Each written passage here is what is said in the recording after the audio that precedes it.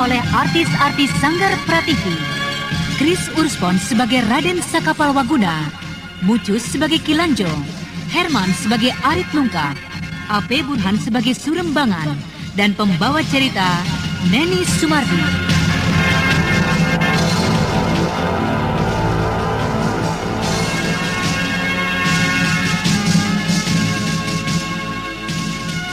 Padepokan Gua Larang begitu damai dan asri. Burung-burung berkicau merdu membangunkan pagi. Nun di depan sana menghampar menjulang megah Gunung Ciremai. Suasana yang damai itu diwarnai dengan gelak tawa sepasang insan yang memadu kasih. Saling berkejaran melompat dari satu pohon ke pohon yang lain dengan ilmu meringankan tubuh. Bagaikan sepasang kupu-kupu yang menukik melayang hinggap di satu bunga ke bunga yang lain. Lalu tiba-tiba yang perempuan jatuh di rerumputan tebal. Rona kulit mukanya merah cemberut, tapi justru menambah kecantikannya. Kau jahat, Kakang, mengejarku dengan curang. Salahmu sendiri. Kenapa kau melompat ke dahan yang licin itu? Hah? Mari, kubangunkan. Nakal tanganmu, Kakang. Membangunkan aku, kenapa sambil mencari kesempatan? Malu kan kalau Eyang melihatnya? Aku nakal karena kau cantik, Wulan. Ih, Wulan. Matamu memandangku seperti orang yang baru kenal. Ada apa sebetulnya, Kakang? Kau memandangku seperti itu? Wulan, di dalam bola matamu, aku melihat sekeping hatimu yang belum pernah aku sentuh. Kau mulai cengeng. Apakah kau mulai bimbang dengan diriku? Sama sekali tidak, Wulan. Tapi lihatlah, di atas sana sepasang burung kenari saling mematuk. Apakah aku bisa seperti burung itu? Wulan. Jangan, Kakang. Nanti ada yang melihatnya. Wulan, kenapa kau menolaknya? Aku menginginkan secuil surga. Wulan, aku mencintaimu dengan sepenuh hatiku. Maafkan, Kakang. Apakah untuk menyatakan kasih sayang harus dengan sebuah kecupan? Tentunya tidak, Kakang. Aku takut. Takut kalau api asmara yang meletup-letup di jiwa kita tiba-tiba lepas tidak terkendali. Jangan marah, Kakang. Aku bukan menolak kehendak Kakang. Adat ketimuran yang melarang kita.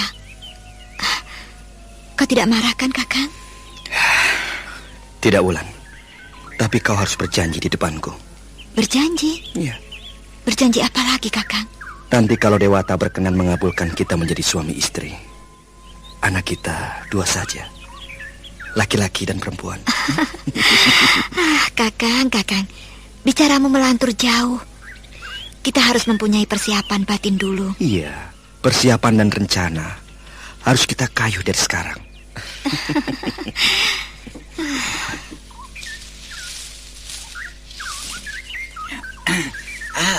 Maaf, Raden. Den Ayu. Paman Cantrik. Ada apa, Paman? Raden, saya diutus oleh Resi Wanayasa. Raden berdua sekarang diminta hadir menghadap beliau. Baiklah, Paman Cantrik. Wulan, ayo kita menghadap Eyang. Pasti ada yang penting yang akan disampaikan untuk kita. Mari, Kakang. Saka, Hanting Wulan. Tugas ini sengaja aku bebankan kepada kalian berdua. Karena kaulah berdua yang bisa membawa pusaka itu kemari. Pusaka itu sangat berbahaya jika terjatuh ke tangan orang-orang yang tidak bertanggung jawab. Pusaka itu terpendam di sebuah goa pegunungan Nusa Baru. Harta itu sekarang sedang diperebutkan oleh orang-orang persilatan dari golongan putih dan hitam di belahan tengah dan timur Jawa Dwipa.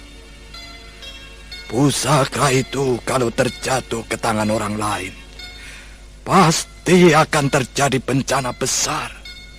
Bencana yang akan menggegerkan dunia persilatan di atas Marcapada ini. Kenapa bisa begitu, Eyang? Di dalam perut Arja itu terdapat sebuah kitab kuno. Kitab pelajaran ilmu kesaktian yang dibuat oleh salah seorang abdi dalam keraton Kalingga, masa pemerintahan ratu pertama di tanah Jawa, Ratu Sima. Untuk apa kitab itu dibuat jika akhirnya akan membawa bencana, Eyang? Pertanyaanmu bagus sekali, Anting Wulan. Sebuah negeri atau sebuah kerajaan pastilah mempunyai peninggalan sejarah yang berupa petilasan, prasasti, kitab ujar-ujar, senjata perang dan sebagainya, untuk diketahui dan dihormati oleh pewaris anak cucu keturunannya, hingga seluruh jagat mengetahui bahwa peradaban di tanah Jawa atau Nusantara ini telah ada sejak nenek moyang. Budaya yang tinggi dan maju menunjukkan negeri itu makmur dan besar. Karena dengan budaya yang maju, penuh kebudiluhuran, akan dapat menaklukkan jagat raya ini. Eyang, bagaimanakah ciri-ciri dari pusaka arca emas Dewa Siwa itu?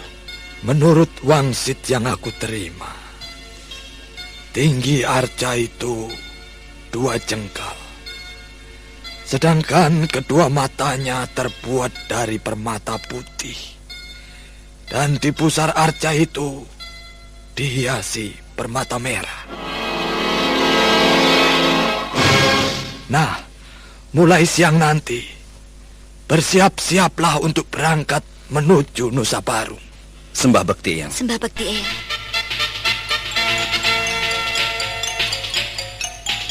Lalu setelah menerima petunjuk-petunjuk berharga dari Eyang Wanayasa, tengah hari berangkatlah Anting Wulan dan Raden Sakapalwaguna mengemban tugas menyelamatkan pusaka arca emas Dewa Siwa.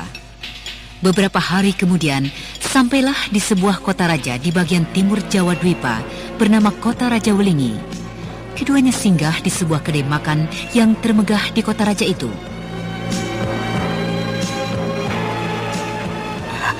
Selamat datang, Tuan dan Nona muda. Silakan di sebelah pojok sana. Masih ada tempat yang kosong. Iya, terima kasih. Ayo, Wulan. Iya, Kakang. Tuan mau pesan apa? Panggang ayam kalkun, daging landak, atau mau minum tua asli dari pegunungan? Panggang daging landak saja. Minumannya teh manis.